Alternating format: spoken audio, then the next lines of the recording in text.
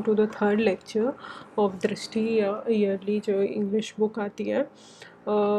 इसमें हम मिसलिनियस आज कवर करेंगे, उसके बाद इंटरनेशनल न्यूज़ आएगी। ठीक है, आई होप आपने पिछले 2 लेक्चर्स देख लिए होंगे। कोई भी दिक्कत है आप कमेंट सेक्शन में कमेंट करके मुझे बता सकते हैं कि आपको क्या प्रॉब्लम हो रही है, क्या नहीं समझ में आ रहा है। Then we will make a short video for that thing. And अगर आपको लगता है कि मुझे कुछ चीज़ें रील्स में पढ़ानी चाहिए या रील्स में बताना चाहिए तो वो भी मैं आपको बताऊंगी।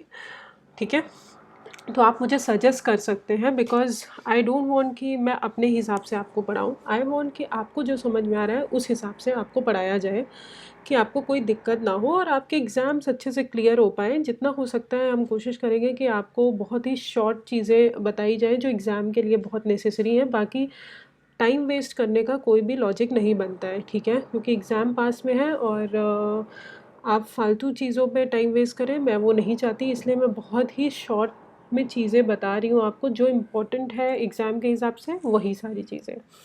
Okay, so let's come to the miscellaneous part and the first topic in this is Air India crash. अभी आपने अहमदाबाद की न्यूज़ सुनी होगी, आई नो आप लोगों ने देखा होगा। दैट वाज अ वेरी डार्कोनियन जो चीज़ हुई हमारे इंडिया में, कि अहमदाबाद से जो फ़्लाइट उड़ रही थी सरदार वल्लभ भाई पटेल इंटरनेशनल एयरपोर्ट से, वो जाके कहीं एक हॉस्टल था वहाँ जाके टकराई। क्या हुआ कुछ किसी को कुछ समझ नहीं आया। जितने भी पैसेंजर्स थे उन सब की डेथ हो गई, सिर्फ एक ही पैसेंजर सरवाइव किया। तो ये एक बहुत ही अजीब सा था जो अचानक से हो गया, किसी को कुछ समझ नहीं आया। अब अगर हम बात करें तो ये अब हम इसकी जांच कैसे करेंगे, क्यों हुआ, क्यों ही फ़्लाइट क्यों स्ट्राइक की, क्यों इतने पैसेंजर्स मर गए। ठीक है, तो उसका रीज़न जानने के लिए एक ब्लैक बॉक्स का मतलब एक्चुअली हमारी एयर इंडिया जो होती है, हमारी कोई भी फ़्लाइट होती है, उसमें एक ब्लैक बॉक्स नाम का एक चीज़ रहता है, एक बॉक्स टाइप का रहता है, जो कि हमको बहुत सारी चीज़ें फ़्लाइट्स के बारे में बताता है। जब जब कोई भी फ़्लाइट में कोई दिक्कतें होती हैं तो हम ब्लैक बॉक्स को रिकवर करके हम उसके थ्रू पता लगाते हैं कि क्या-क्या चीज़ें हैं। तो क्वेश्चन इसमें से क्या आएगा, क्वेश्चन ये नहीं आएगा कि कौन-सी फ़्लाइट हुई, क्या हुआ। पहला क्वेश्चन आएगा कि ब्लैक बॉक्स है क्या? Black box how black box for which black box is related to. ठीक है, किस चीज़ से ब्लैक बॉक्स रिलेटेड है। तो आपको पता होना चाहिए कि ब्लैक बॉक्स रिलेटेड है हमारी एयर इंडिया, मतलब फ़्लाइट सिस्टम से रिलेटेड है। ठीक है, ओके। सो एयरक्राफ्ट एक्सीडेंट इन्वेस्टिगेशन ब्यूरो ने अभी क्या किया है, रिकवर किया है ब्लैक बॉक्स क्रैश साइट से। ठीक है, और ब्लैक बॉक्स जो है वो एयर इंडिया एयरक्राफ्ट में रहता है, जिसको एग्जामाइन कौन करेगा, aircraft accident investigation bureau.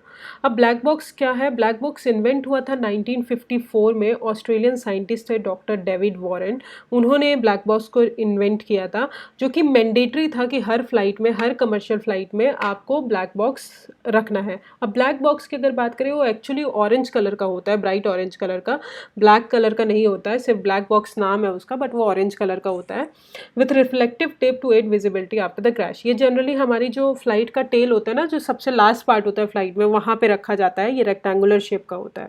Next अगर बात करें what are the component of black box, तो 2 कंपोनेंट होते हैं। डिजिटल फ्लाइट डेटा रिकॉर्डर, मतलब जो भी फ्लाइट है उस जो भी फ्लाइट है उसका डेटा को रिकॉर्ड करेंगे डिजिटली, जैसे कि एयर स्पीड हो गया, किस एल्टीट्यूड पे वो जा रही है, इंजन का परफॉर्मेंस कैसा है, ठीक है, इनपुट आउटपुट सिस्टम कैसा है। तो it stores over 25 hours of flight data. 25 hours की अगर फ्लाइट है तो उन सब का डेटा जो है स्टोर करेगा।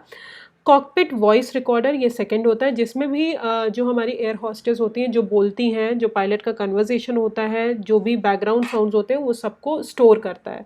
ठीक है, तो ये सारी चीज़ें ब्लैक बॉक्स में आती है। अब प्लेसमेंट अगर बात करें तो ये स्टील और टाइटेनियम का बना होता है, उसके मटेरियल का, और ये टेल जो होता है एयरक्राफ्ट का, वहाँ पे प्लेस किया जाता है। फंक्शन इसका यही है कि ऑब्वियसली डेटा को स्टोर करना, फ्लाइट का जो भी डेटा है, एक्सीडेंट इन्वेस्टिगेट करना, टेक्निकल इश्यूज़ जो हैं फ़्लाइट में उनको देखना, ये सारी चीज़ें जो हैं वो करते हैं, ठीक है, स्टोर करते हैं। तो इसलिए ब्लैक बॉक्स आपने देखा होगा, बहुत सारे ब्लैक बॉक्स एक ब्लैक बॉक्स रिकवर किया गया है जो हमारे एयरक्राफ्ट एयर इंडिया क्रैश हुई थी, और उसके थ्रू इन्वेस्टिगेशन लगाई जा रही है कि वो क्यों हुआ, व्हाट इज़ द रीज़न, ठीक है। तो सारी चीज़ें पता लगाया जाएगा। तो आपको इस न्यूज़ में सिर्फ इतना याद रखना है कि ब्लैक बॉक्स है क्या, black box is related to aircraft, okay. Next आते हैं, 2 genome edited rice variety introduced. अब जीनोम क्या है, जीन्स आपको पता होगा, डीएनए में हमारे जीन्स होते हैं, ठीक है। दूसरी चीज़, जीनोम टोटल पार्ट जो होता है डीएनए का, उसको हम जीनोम बोलते हैं, ठीक है। Whole part of the DNA is called as genome. अब union minister of agriculture and farmers welfare ने अभी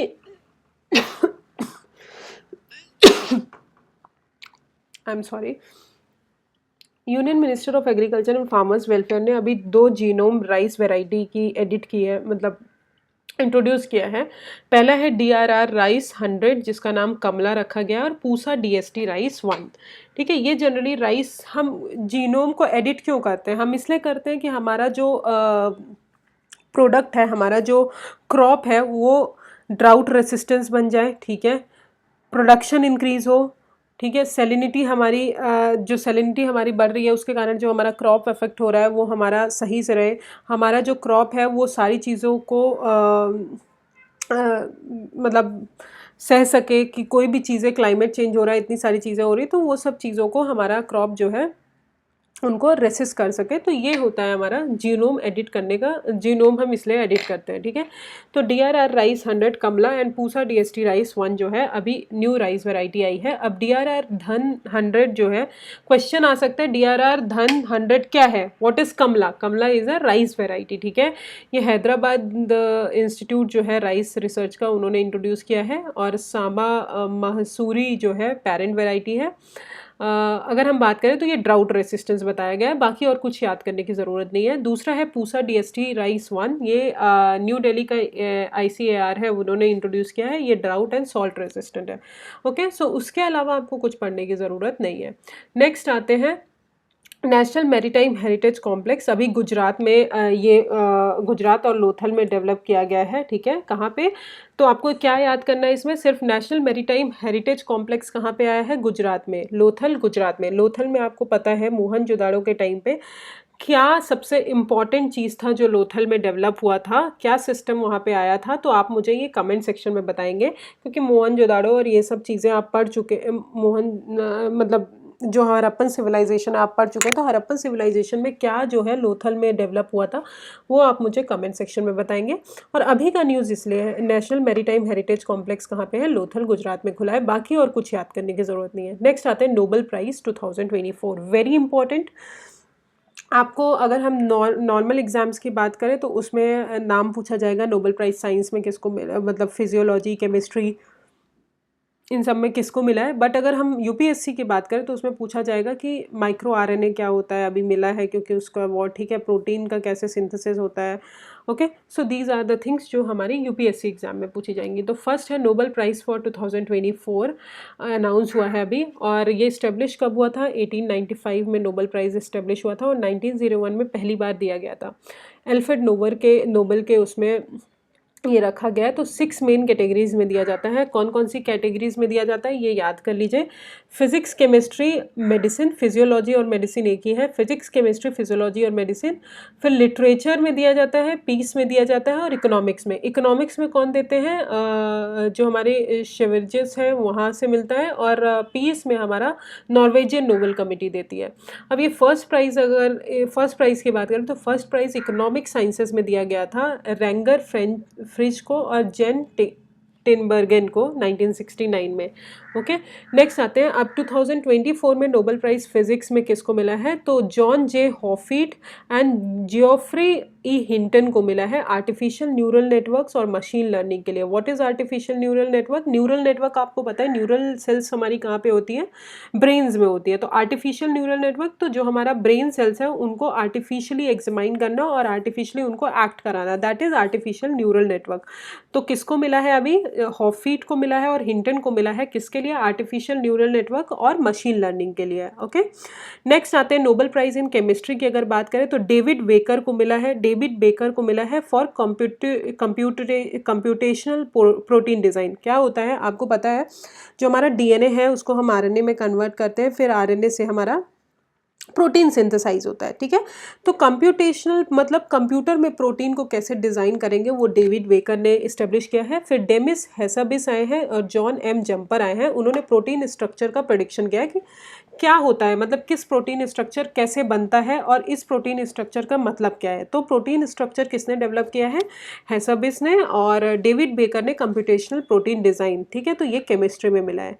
नेक्स्ट आते हैं अल्फ़ा फोल्ड 2 ब्रेक थ्रू जो है ये इम्पॉर्टेंट है, आप इसको याद रखिएगा। इन्होंने अभी ये डिस्कवर किया है, ये एक एआई ड्रिवन सिस्टम है जो कि प्रोटीन के स्ट्रक्चर को सिंथेसाइज करेगा या प्रेडिक्ट करेगा, ठीक है। नेक्स्ट आते हैं फिजियोलॉजी और मेडिसिन में, तो माइक्रो आरएनए की डिस्कवरी को मिला है, और किसको मिला है, विक्टर एम्ब्रोज और गैरी रूकवन। माइक्रो आरएनए मतलब माइक्रो का मतलब क्या होता है, छोटा, small part of RNA, that is micro RNA, ठीक है। अब माइक्रो आरएनए किस लिए इंपॉर्टेंट है कि माइक्रो आरएनए क्या है, एक सिंगल स्ट्रैंडेड हमारा डीएनए, सिंगल स्ट्रैंडेड वो है, ठीक है। तो माइक्रो आरएनए क्या होता है, जब भी हम माइक्रो आरएनए इसलिए इंट्रोड्यूस किया कि हम जो है प्रोटीन का सिंथेसिस रोक सके। अगर कोई डिसीज़ है जिसके कारण हमको प्रोटीन हो रहा है तो उसकी सिंथेसिस को रोकने के लिए हमारा माइक्रो आरएनए डेवलप किया गया। टुगेदर अगर बात करें एम्ब्रोज और रोकॉन को, उन्होंने uncovered that lin 4 micro RNA binds to lin 14, जो कि हमारे प्रोडक्शन जो है लिन 14 माइक्रो आरएनए का उसको रोकेगा, ठीक है। तो that is called micro RNA. Micro RNA मतलब small RNA, single stranded RNA जो कि प्रोटीन के सिंथेसिस को रोकता है, that is micro RNA. Next आते हैं नोबेल प्राइज इन लिटरेचर। तो अभी ये अवार्ड किया गया है हैंकैंग को, किस चीज़ के लिए, एक इंटेंस पोएटिक प्रोज है जो कि हमारे हिस्टोरिकल ट्रॉमास को दिखाता है और फ्रेजिलिटी क्या है ह्यूमन लाइफ में उनको एक्सपोज करता है। ये 2007 में वेजिटेरियन को दिया गया था, अभी हैंकैंग को दिया है, और हैंकैंग जो है ये फर्स्ट साउथ कोरियन ऑथर है जिनको नोबेल प्राइज़ मिला है लिटरेचर में। अब नोबेल पीस प्राइज़ 2024 का निहन हिंडानक्यो को दिया गया है कि उन्होंने बताया था कि न्यूक्लियर वेपन जो है वर्ल्ड को हमको पूरी तरह न्यूक्लियर वेपन से फ्री करना है ताकि हमारे वर्ल्ड में पीस जो है वो बढ़ सके, एक्सपैंड हो सके, तो उनको मिला है। नेक्स्ट आते हैं इकोनॉमिक्स में अगर बात करें तो Daron Acemoglu and Simon Johnson and James A Robinson को मिला है, रोबिन्सन को मिला है। किस लिए मिला है कि what is the difference between prosperity in the nation, ठीक है, बिटवीन द नेशंस में, जैसे फॉर एग्जांपल अमेरिका हो गया, यूएस हो गया, अमेरिका एंड यूएस हो गया, और इंडिया हो गया, रशिया हो गया, चाइना हो गया, इनके बीच में प्रॉस्पेरिटी जो है, इतना पैसा यूएस में क्यों है, हमारे यहाँ क्यों नहीं है, तो उनके बीच में जो प्रॉस्पेरिटी है, कितना कमा रहे हैं, वो सब के बीच में डिफरेंसेस जो है उसके लिए रिसर्च की है, तो इनको मिला है, ठीक है। So other things are not important. तो Nobel memorial prize in economics, I hope it is clear. Next आते हैं वर्ल्ड एनर्जी आउटलुक, कौन रिलीज़ करती है, इंटरनेशनल एनर्जी एजेंसी। आपको सिर्फ इतना याद रखना है, ये रिपोर्ट कौन रिलीज़ करती है, तो world energy outlook report international energy agency release करती है। और एनर्जी सिक्योरिटी अभी ये रिलीज़ हुई है, और इसके कुछ हाइलाइट्स हैं कि एनर्जी सिक्योरिटी जो है रशिया यूक्रेन वॉर और मिडिल ईस्ट के कारण बहुत ज़्यादा बढ़ रही है, थ्रेटेंड हो रही है। 560 gigawatt of renewable energy add करेंगे इन 2023 with solar and wind. Renewables की अगर बात करें वो कहीं ना कहीं कोल, ऑयल, गैस को सरपास कर रहा है, बाई 2030 वो सरपास करेगा, और 50% ऑफ एनर्जी जो है वो लो एमिशन सोर्सेज से जनरेट की जाएगी। 50% ऑफ न्यू कार्स जो है वो इलेक्ट्रिक व्हीकल होंगे बाई 2030, और ऑयल की डिमांड रिड्यूस होगी। सो this is all about world energy outlook. तो आपको सिर्फ इसमें इतना याद रखना है कि वर्ल्ड एनर्जी आउटलुक रिपोर्ट कौन रिलीज़ करता है, इंटरनेशनल एनर्जी एजेंसी रिलीज़ करती है, ओके। इंडिया स्पेसिफिक की बात करें अगर, तो एनर्जी डिमांड की बात करें तो 35% राइज होगा बाई 2035 ऐसा बोला जा रहा है। कोल डिपेंडेंसी की बात करें तो कोल स्टिल हमारा 30% इलेक्ट्रिसिटी जनरेट करेगा, but 60 gigawatt of new coal capacity जो है 2030 तक हो जाएगी। रिन्यूएबल्स की बात करें तो इंडिया का एम यही है कि 1400 गीगावाट ऑफ रिन्यूएबल हमको जनरेट करना है बाई 2035, और third largest battery storage capacity बढ़ाना है, और नेट ज़ीरो बाई 2070 तक होना है। तो मतलब नेट ज़ीरो 2070 तक टारगेट, बाकी जो नेशंस हैं वो 2047 या 2050 है, बट इंडिया का जो टारगेट है नेट ज़ीरो बाई 2070।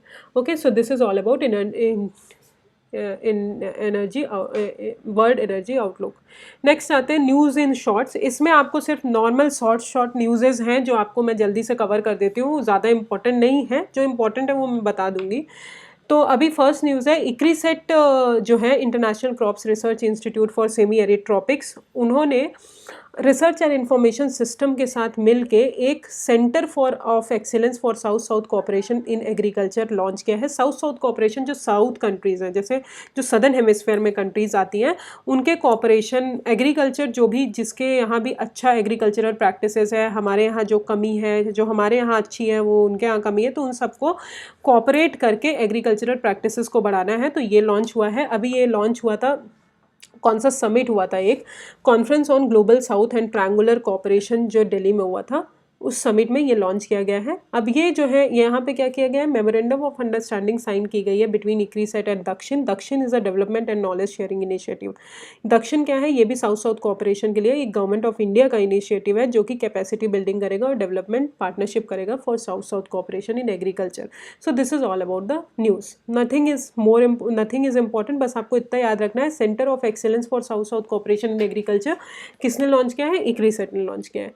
नेक्स्ट आते हैं भारतीय भाषा अनुभाग। यूनियन मिनिस्टर जो है, होम मिनिस्टर, उन्होंने इंडियन लैंग्वेजेस सेक्शन लॉन्च किया है, भारतीय भाषा अनुभाग।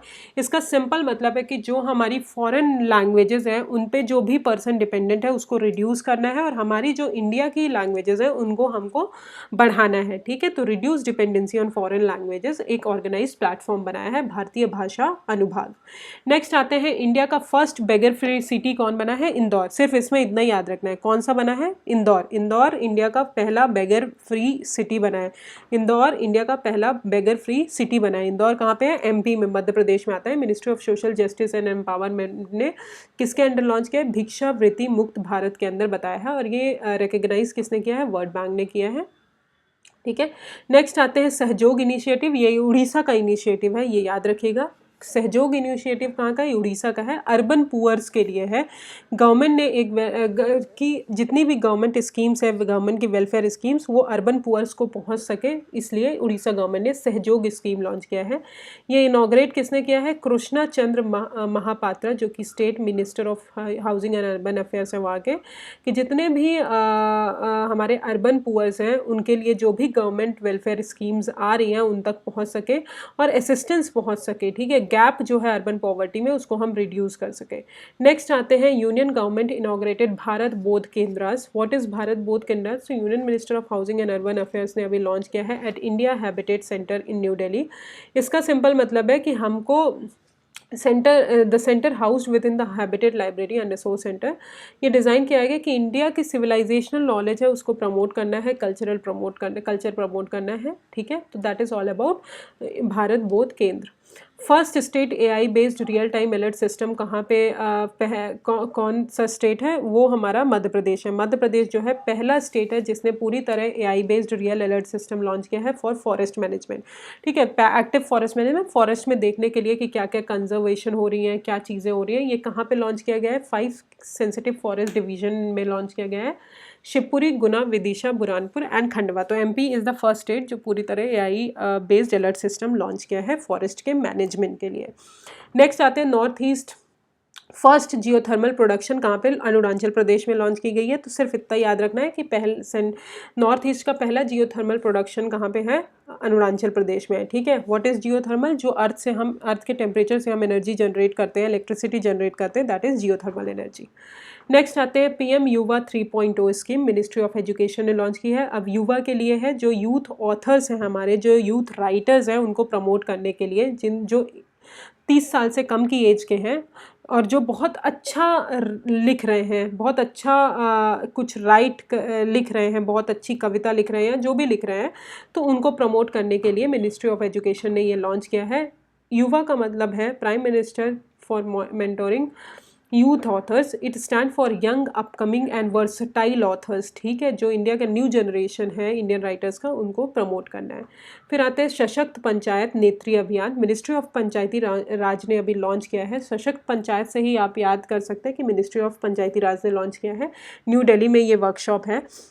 लॉन्च किया है, जहाँ पे वुमेन जो भी वुमेन इलेक्टेड रिप्रेजेंटेटिव हैं उनको एम्पावर करना है पंचायती राज में, ठीक है। तो वुमेन्स को एम्पावर करने के लिए ये लॉन्च किया है। फिर आते हैं त्रिभुवन सहकारी यूनिवर्सिटी एक्ट 2025, ये अभी लोकसभा ने पास किया है। ये इंडिया का पहला कोऑपरेटिव यूनिवर्सिटी है। कोऑपरेटिव आपने पढ़ा होगा, कोऑपरेटिव सोसाइटीज़ क्या होती हैं। अच्छा, एक क्वेश्चन है, कोऑपरेटिव सोसाइटीज़ जो हैं वो किस एक्ट के थ्रू जो हैं किस अमेंडमेंट के थ्रू हमारे कॉन्स्टिट्यूशन में जोड़ी गई हैं और कौन कौन से पार्ट्स में जोड़ी गई हैं, ये आप मुझे कमेंट सेक्शन में बताएंगे, ठीक है। तो इंडिया का ये पहला नेशनल कोऑपरेटिव यूनिवर्सिटी है जो हमारे कोऑपरेटिव सेक्टर्स को बढ़ाने के लिए लॉन्च की गई है। What is cooperative? जो बहुत सारे लोग मिलके एक ऑर्गेनाइजेशन बनाते हैं और वो कोऑपरेटिव वर्क की तरह काम करते हैं कि आप उन्हीं को लेंड करेंगे, उन्हीं को पैसा देंगे, उन्हीं से बहुत सारे लोग मिलके पहले पैसा इकट्ठा करते हैं, फिर एक एक को दिया जाता है। तो that is called cooperative sector. The university named after Amul founder Tribhuvan Kashi Bhai Patel, और ये प्रपोज किया है the prestigious institute of rural management Anand in Gujarat. Next आते हैं Vantara wild life conservation project. ये कहाँ पे है? हमारा जामनगर गुजरात में है, याद रखिएगा। वंतारा वाइल्ड लाइफ सेंचुरी कहाँ पे है? जामनगर गुजरात में है। ये रिलायंस फाउंडेशन ने बनाया है, रिलायंस इंडस्ट्रीज़ ने। अब अगर हम इसकी बात करें तो ये वर्ल्ड का लार्जेस्ट और most advanced wild life sanctuary है, जहाँ पे 2000 स्पीशीज़ तक रहती हैं। वर्ल्ड का पहला लार्जेस्ट चीता कंजर्वेशन प्रोग्राम यहीं से लॉन्च हुआ था। लार्जेस्ट एलिफेंट हॉस्पिटल्स यहीं पर है, और इसको एक प्रेस्टिजियस अवार्ड भी मिला है जिसको बोलते हैं प्राणी मित्रा नेशनल अवार्ड। ये किसको मिला है? हमारे वंतारा वाइल्ड लाइफ सेंचुरी। तो ये याद रखिएगा, वंतारा वाइल्ड लाइफ सेंचुरी कहाँ पे है? गुजरात में है, जामनगर में। नेक्स्ट है सुप्रीम कोर्ट अलाउज फॉर सब classification of schedule caste and schedule tribes. तो आपको पता है schedule caste and schedule tribes को जो हमारे रिजर्वेशंस मिलते हैं उसमें बहुत सारे लोग जो हैं वो गलत फ़ायदा भी उठा रहे हैं कुछ चीज़ों का। तो सुप्रीम कोर्ट ने अभी बोल दिया है स्टेट्स को कि आप क्लासीफाई करिए, सब क्लासीफाई करिए एससी और एसटीज़ को, कि उनको जो है वाइडर प्रोटेक्शन मिल सके और जो लोगों को ज़रूरत है उन्हीं लोगों को मिल सके रिजर्वेशन। अब आते हैं प्रधानमंत्री Awas Yojana U 2.0। Ministry of housing and urban affairs ने पार्टनरशिप नेशनल हाउसिंग बैंक के साथ किया, और उन्होंने ऑर्गेनाइज़ किया न्यू दिल्ली में एक वर्कशॉप जिसको 2.0 बोला गया, और इंटरेस्ट सब्सिडी स्कीम से रिलेटेड। अब प्रधानमंत्री आवास योजना है क्या? ऑब्वियसली अफोर्डेबल हाउसिंग प्रोवाइड करना हमारे 1 करोड़ पीपल के लिए, अर्बन पुअर और मिडिल क्लास फैमिलीज़ के लिए, और उनको फाइनेंशियल असिस्टेंस प्रोवाइड करना ओवर 5 ईयर्स। तो दिस इज़ ऑल अबाउट प्रधानमंत्री आवास योजना 2.0। नेक्स्ट आते हैं अटल इनोवेशन मिशन 2.0। ये अटल इनोवेशन मिशन आपको पता होगा नीति आयोग का इनिशिएटिव है, बहुत इंपॉर्टेंट इनिशिएटिव है जो नीति आयोग ने लॉन्च किया था। बस इतना याद रखना है, अटल इनोवेशन मिशन किसका है? नीति आयोग का है। अभी 2.0 लॉन्च किया है कि इंडिया का वाइब्रेंट इनोवेशन लैंडस्केप को बढ़ाना है। नेक्स्ट आते हैं समृद्ध प्रोग्राम। ये किसका है? मेईटी का है, ministry of IT and electronics का है, ठीक है। ये Samridh programme, what is the full form of this? Startup product innovation development and growth.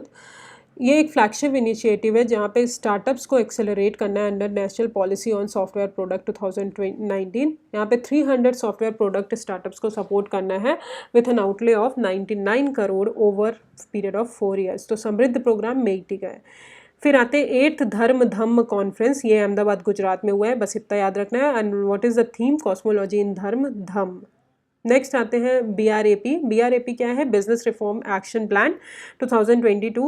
अभी गवर्नमेंट पीयूष गोयल जो है ministry of commerce and industry ने उन्होंने अनाउंस किया है एट द इवेंट ऑफ उद्योग संगम इन न्यू दिल्ली। इसका उत्तर प्रदेश जो है वो टॉप अचीवर्स में है इन 2 business centric and 1 citizen centric under this. India का पहला ऑर्गेनिक फिशरीज क्लस्टर कहाँ पे खुला है? सिक्किम में खुला है। कौन करेगा? नाबार्ड जो है की स्टेक होल्डर्स है in developing the fisheries and aquaculture organic cluster in Sikkim. तो किसने डेवलप किया है? नाबार्ड ने किया है। और इंडिया का पहला ऑर्गेनिक फिशरीज क्लस्टर कौन सा है? सिक्किम है, और Sikkim was the first organic state also, ठीक है। नेक्स्ट आते हैं establishment of third launch pad कहाँ पे खोला है? सतीश धवन स्पेस सेंटर इसरो का, श्रीहरिकोटा आंध्र प्रदेश में। तो थर्ड लॉन्च पैड मतलब जहाँ से लॉन्चिंग साइट है, जहाँ से हम PSLV GSLV वगैरह लॉन्च करते हैं, ठीक है। पहला कहाँ है, सेकंड कहाँ है, आप मुझे कमेंट सेक्शन में बताइएगा। फर्स्ट थर्ड जो है अभी श्रीहरिकोटा आंध्र प्रदेश से खुला है, आंध्र प्रदेश में है। फिर आते हैं भारत पोल पोर्टल। यूनियन होम मिनिस्टर ने अभी ये यूनियन होम मिनिस्टर ने इनॉग्रेट किया है इस पोर्टल को, और ये डेवलप किसने किया है, central bureau of investigation CBI ने डेवलप किया है एट भारत मंडपम न्यू दिल्ली में। और ये इंटरपोल के साथ जो है वो कनेक्ट करेगा। जो भी हमारी एवरी एजेंसी है, स्टेट की एजेंसी है, पुलिस एजेंसी है, वो हमारे इंटरपोल के साथ कनेक्ट करेगी और इन्वेस्टिगेट करेगी चीज़ों को। नेक्स्ट आते हैं scientific conclave on livestock vaccine innovation. अभी conclave department of animal husbandry और डेयरिंग ने वो किया है। नेक्स्ट आते हैं लाइफ स्टॉक कॉन्क्लेव, फिशरीज़ ने किया है, नॉट सो इम्पॉर्टेंट, बस इतना याद रखिए, ministry of fisheries and animal husbandry. Next आते हैं चरक इनिशिएटिव। तो Charak initiative is very important. Charak initiative किसने किया है, नॉर्दर्न कोलफील्ड जो कि सिंगरौली में है हमारा, उन्होंने चरक इनिशिएटिव रोल्ड आउट किया है। उसका फुल फॉर्म है community health a respective action for Koylanchal, ठीक है। मिनिस्ट्री ऑफ कोल के अंदर ये लॉन्च किया गया है। इसमें जो भी इकोनॉमिकली वीकर सेक्शन है, जो उस एरिया में रहते हैं, सिंगरौली वाले रीजन में रहते हैं, अगर उनको लाइफ थ्रेटनिंग डिसीज़ हो रही है तो उनको फ्री ट्रीटमेंट प्रोवाइड करना है चरक इनिशिएटिव के थ्रू। तो चरक इनिशिएटिव किसने लॉन्च किया है, नॉर्दर्न कोलफील्ड्स लिमिटेड। नेक्स्ट आते हैं 10th वर्ल्ड आयुर्वेद कांग्रेस कहाँ पे ऑर्गेनाइज की गई है, इनॉग्रेट देहरादून में की गई है। उसके अलावा कुछ भी इंपॉर्टेंट नहीं है। और ये किसने किया है, वर्ल्ड आयुर्वेद फाउंडेशन ने। अब आते हैं भारत मोबिलिटी ग्लोबल एक्सपो 2025। ये अभी न्यू दिल्ली में ऑर्गेनाइज किया है, इनॉग्रेट किया गया है। इसमें 3 आइकॉनिक वेन्यूज़ हैं, Bharat Mandapam new Delhi, Yashobhoomi Dwarka and India Expo Centre Mart Greater Noida में। भारत मोबिलिटी ग्लोबल एक्सपो की अगर बात करें तो ये सेकेंड लार्जेस्ट ऑटोमोटिव एक्सपो बना है वर्ल्ड में। नेक्स्ट आते हैं centre scrap no detention policy. No detention policy का सिंपल मतलब है कि पहले क्लास 8 और क्लास 5 के जो भी एग्ज़ाम होते थे उसमें बच्चों को पास कर दिया जाता था कि बच्चों का मोटिवेशन लेवल बढ़ा रहे। बट अभी क्या बोला है सेंटर ने, पूरी तरह बोल दिया कि नो डिटेंशन पॉलिसी को पूरी तरह हटा दीजिए। जो भी क्लास 5th और क्लास 8th में बच्चे फेल हो रहे हैं उनको ईयर एंड एग्ज़ाम में, फुल एग्ज़ाम में, तो आप उनको पास नहीं कर सकते, वो उनको दोबारा जो है क्लासेस रिपीट करनी पड़ेगी। अब मिनिस्ट्री ऑफ एजुकेशन ने पब्लिश किया था एक gazette notification, right of children to free and compulsory education rules 2024, जहाँ पे उन्होंने बोला था कि अगर चाइल्ड फेल हो रहा है क्लास 5 में और 8th में रेगुलर एग्जामिनेशन में, तो उनको फिर से क्लास 5 और 8th को फिर से बढ़ाना है, ठीक है। तो दिस इज़ ऑल अबाउट पढ़ाना है, that is no detention policy. Next आते हैं ग्रामीण भारत महोत्सव 2025। अभी ये न्यू दिल्ली में ही हुआ है, ठीक है। और इसके जो इसका जो वो है विकसित भारत 2047 तक इज़ अ थीम ऑफ महोत्सव। अराउंड 70,000 प्राइमरी एग्रीकल्चर सोसाइटीज़ जो है वो कंप्यूटराइज की जाएंगी और फार्मर्स को इंश्योर किया जाएगा, विलेजर्स को, कि वो अपने प्रोडक्ट्स की वैल्यू को बढ़ा सके, ठीक है। तो दैट इज़ ऑल अबाउट ग्रामीण भारत महोत्सव। नेक्स्ट इज 22nd दिव्य कला मेला। ये department of empowerment of PWDs के जो डिपार्टमेंट होते हैं दिव्यांगजन के, उन्होंने union minister of social justice ने मिलकर लॉन्च किया है ये मेला। इसमें यही है कि जो भी पर्सन दिव्यांगजन है उनके एम्पावरमेंट के लिए लॉन्च किया गया है, ठीक है। और जो भी क्राफ्टमैनशिप और जो भी चीज़ें डेवलप करते हैं तो इनसे रिलेटेड है। नेक्स्ट आते हैं हमारा शौचालय हमारा सम्मान। हमारा शौचालय हमारा सम्मान जो है drinking water and sanitation department ने लॉन्च किया है। ये नेशन वाइड कैंपेन है जो कि नवंबर 19, जिसको वर्ल्ड टॉयलेट डे भी बोला जाता है, तो इम्पॉर्टेंट है। वर्ल्ड टॉयलेट डे कब मनाया जाता है, नवंबर 19 को मनाया जाता है। उसमें जो है लॉन्च किया गया है ये कैंपेन। जो है इंडिया का कमिटमेंट है to maintaining its open defecation free, कि बाहर जाके कोई भी बाहर खेत वगैरह नहीं यूज़ कर रहा है, उसके लिए लॉन्च किया गया है। सो दिस इज़ ऑल अबाउट हमारा शौचालय हमारा सम्मान। नेक्स्ट आते हैं new office bearers for international solar alliance. International solar alliance की अगर बात करें तो इंडिया एंड फ्रांस का कोलैबोरेशन है ये, जो कि पेरिस क्लाइमेट एग्रीमेंट के टाइम पे लॉन्च किया गया था कि जितनी भी ट्रॉपिकल कंट्रीज़ आती हैं वो इसका पार्ट होंगी, ठीक है। बट अभी और भी कंट्रीज़ इसका पार्ट है। तो अभी जो है इसके अभी प्रेसिडेंट और को प्रेसिडेंट जो है 2 साल के लिए इलेक्ट किया गया है। With the republic of India was the sole contender of president and co president कौन है, फ्रांस के। फिर आते हैं फर्स्ट एशियन बुद्धिस्ट समिट, ये मिनिस्ट्री ऑफ कल्चर ने अभी ऑर्गेनाइज किया है। इसका थीम क्या है, role of Buddha Dhamma in strengthening Asia. इसके अलावा कुछ भी इंपॉर्टेंट नहीं है, जो जो बता रही हूँ, जो जो मेरे मुंह से निकल रहा है वर्ड्स, वही वही इंपॉर्टेंट है, वही वही लाइन इंपॉर्टेंट है, वही वही हाईलाइट भी किया है, ठीक है। उसके अलावा कुछ भी मत पढ़िएगा। AYUSH ministry Y break emerges as a top performer in iGOT platform. IGOT platform क्या है, ये एक कर्म योगी प्लेटफॉर्म है जो इलेक्ट्रॉनिक प्लेटफॉर्म है, जिसके अंडर मिनिस्ट्री ऑफ आयुष को जो है टॉप परफॉर्मर का अवार्ड मिला है। नेक्स्ट आते हैं वधवन पोर्ट, ये कहाँ पे है, महाराष्ट्र में अभी लोकेटेड है, ठीक है। प्राइम मिनिस्टर नरेंद्र मोदी ने अभी इनॉग्रेट किया है इसको, ओके। तो ये कहाँ पे है, महाराष्ट्र में। तो बधवन पोर्ट कहाँ पे है, महाराष्ट्र में है, ये याद कर लीजिए, ठीक है। अब अगर हम बात करें और इंडिया के 12 मेजर पोर्ट्स हैं, ये 13th है। तो श्याम प्रसाद मुखर्जी पोर्ट कोलकाता में है, वेरी इंपॉर्टेंट, ठीक है। पारादीप पोर्ट उड़ीसा में है, विशाखापट्टनम पोर्ट आंध्र प्रदेश में है, करमजार पोर्ट तमिलनाडु में है। ये आप बताइएगा कि ये इंडिया का पहला पोर्ट है, बट ये कौन सा पोर्ट है, ठीक है। ये बहुत इंपॉर्टेंट है, ये यूपीएससी में क्वेश्चन में पूछा गया है। फिर आते हैं चेन्नई पोर्ट तमिलनाडु में है, वीओ चिदम्बरम पोर्ट टूटिकोरिन तमिलनाडु में है, Deendayal port Kutch Gujarat, Mumbai port Maharashtra, Jawaharlal Nehru port Maharashtra, Mormugao port Goa, new Mangalore port Karnataka, Cochin port Kochi, Port Blair Andaman and Nicobar. Very important port, please आप इसको याद रखिएगा। नेक्स्ट आते हैं 43rd edition of India international trade fair, ये अभी न्यू दिल्ली में हुआ है, भारत मंडपम में, और इसका थीम है विकसित भारत @2047। वेरी इंपॉर्टेंट, क्योंकि एक्चुअली ये जो ये न्यू दिल्ली में जो भी भारत मंडपम ये एडिशन हुआ है, उसके अंदर बहुत सारी चीज़ें लॉन्च की गई हैं। तो आपको इतना ज़्यादा पढ़ने की ज़रूरत नहीं है, बट हाँ आप याद रखिए कि ये कब लॉन्च हुआ है, ठीक है। ये किसने ऑर्गेनाइज़ किया है, इंडियन ट्रेड प्रमोशन ऑर्गेनाइजेशन। अब आते हैं India joint international energy efficiency hub. तो इंडिया ने अभी ज्वाइन किया है, लेटर ऑफ इंटेंट साइन किया है इंटरनेशनल एनर्जी एफिशिएंसी हब के लिए। फिर आते हैं स्मृति वन अर्थक्वेक म्यूजियम, ये वर्ल्ड का पहला ब्यूटीफुल म्यूजियम है फॉर 2024, जो कि लॉन्च किया गया है ब्रिक्स वर्सलीज में, ठीक है। और स्मृति वन अर्थक्वेक म्यूजियम जो है वो भुज में है, गुजरात में, जिसको शॉर्टलिस्ट किया गया था प्रिक्स वर्सलीज अवार्ड बाय यूनेस्को। इसको एक प्रेस्टिजियस अवार्ड भी मिला है, प्रिक्स वर्सलीज अवार्ड, यूनेस्को की तरफ से, ठीक है। तो स्मृति वन अर्थक्वेक म्यूजियम कहाँ पे है, भुज गुजरात में है, बस इतना याद करना है। नेक्स्ट आते हैं सेमीकॉन इंडिया 2024 के लिए, ये सेमीकंडक्टर इंडस्ट्री के लिए। सेमीकंडक्टर चिप्स जो हैं आपको पता है बहुत सारी चीज़ों में यूज़ होती हैं, जैसे कि मोबाइल फ़ोन्स हो गए, हमारे लैपटॉप्स हो गए, कंप्यूटर्स हो गए, तो इन सब में यूज़ होता है। तो सेमीकंडक्टर को बढ़ाना बहुत ज़रूरी है। तो प्राइम मिनिस्टर नरेंद्र मोदी जी ने अभी इनॉग्रेट किया है Semicon India 2024 and India expo mart में ऑर्गेनाइज़ किया है, ग्रेटर नोएडा जो उत्तर प्रदेश में हुआ था। ऑब्वियसली सेमीकंडक्टर इंडस्ट्री को बढ़ाना है, और थीम क्या है, theme shaping the semiconductor future.